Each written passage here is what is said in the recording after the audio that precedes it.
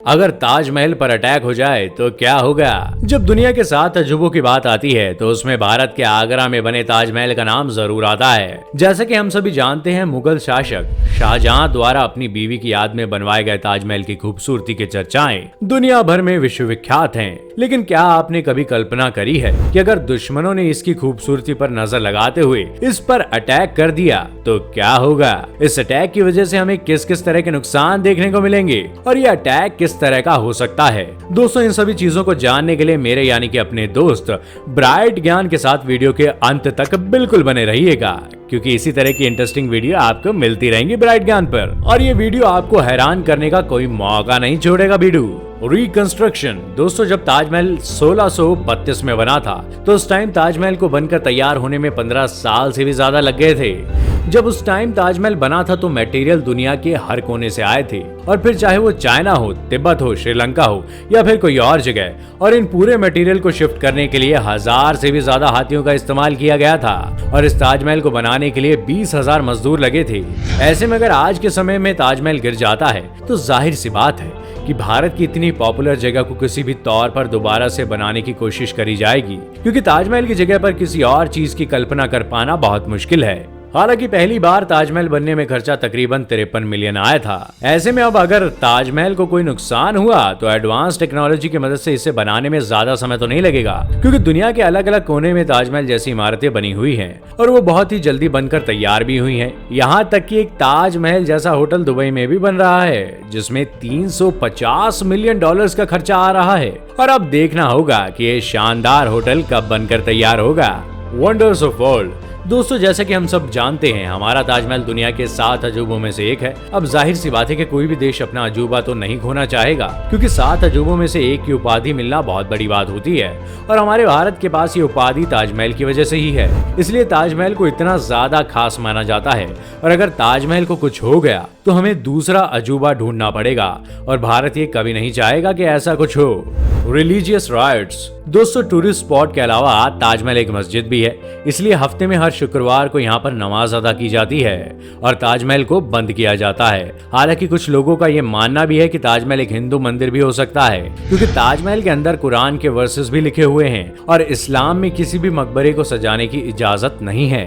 इसलिए ताजमहल को आप किसी एक धर्म या जाति से जोड़कर नहीं देख सकते। यही कारण है कि ताजमहल के पीछे ज्यादा धार्मिक दंगे नहीं होते, और अगर किसी भी तरह से ताजमहल के ऊपर अटैक होता है तो हिंदू और मुसलमान दोनों काफी गुस्सा हो जाएंगे। और ये भी हो सकता है कि अगर अटैक करने वाला सामने नहीं आया तो ये दोनों ही धर्म एक दूसरे के ऊपर इल्जाम लगाएं, क्योंकि अब तक तो ताजमहल की वजह से कोई बड़ा हिंदू मुस्लिम दंगा नहीं हुआ है। लेकिन अगर ताजमहल पर अटैक होता है तो इस तरह का दंगा देखने को मिल सकता है। टूरिज्म। दोस्तों, ताजमहल की खूबसूरती को देखने के लिए हर साल 7 से 8 मिलियन लोग ताजमहल आते हैं, और इनमें से आने वाले करीब 8 से 10 लाख लोग बाहर के टूरिस्ट होते हैं। यानी कि आप खुद ही सोचिए, ताजमहल की वजह से हर साल लगभग 10 लाख लोग भारत आते हैं। ऐसे में आप समझ सकते हैं कि बाहर के टूरिस्ट को अट्रैक्ट करने के लिए ताजमहल कितना ज्यादा जरूरी है। अब अगर ताजमहल के ऊपर अटैक हो जाता है तो इंडिया में बाहर से आने वाले बहुत से टूरिस्ट की संख्या कम हो जाएगी, और जाहिर सी बात है, जब बाहर से सैलानी नहीं आएंगे तो भारत की इकोनॉमी को भी काफी घाटा होगा। यानी कि इसमें मेरा घाटा तेरा कुछ नहीं जाता, क्योंकि भारतीयों के लिए ताजमहल में एंट्री फीस 45 रुपए है, तो वहीं फॉरेनर्स के लिए 1050 रुपए। अब आप खुद ही सोचिए, 10 लाख टूरिस्ट आकर ताजमहल में प्रवेश करने के लिए 1050 देते हैं, यानी कि इंडिविजुअल तरीके से, तो इससे अकेले हमारे भारत को 100 करोड़ से भी ज्यादा का प्रॉफिट होता है। तो अगर ताजमहल पर किसी भी तरह का अटैक हुआ तो भारत को हर साल 100 करोड़ का घाटा होगा। National security.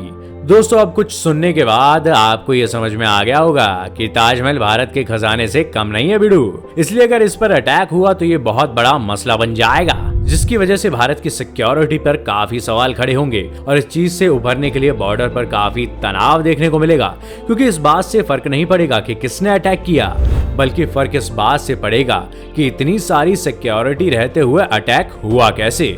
इस चीज को कवर करने के लिए भारत की सरकार एडी चोटी का बल लगा देगी। इसी वजह से बॉर्डर पर भी काफी सख्ती देखने को मिलेगी। साथ ही साथ दोबारा अटैक ना हो इसलिए आसपास के इलाकों पर नाकाबंदी हो जाएगी और कई सारी सिक्योरिटी से जुड़ी हुई परेशानियां देखने को मिलेगी जो हमें नहीं लगता कि कोई झेलना चाहेगा, और फिर वो चाहे हिंदू हो या मुसलमान। इसलिए देश के अंदर से किसी का ताजमहल के ऊपर अटैक करना तो बहुत मुश्किल है, और अगर किसी को ऐसा करना होता तो वो अब तक कर चुका होता।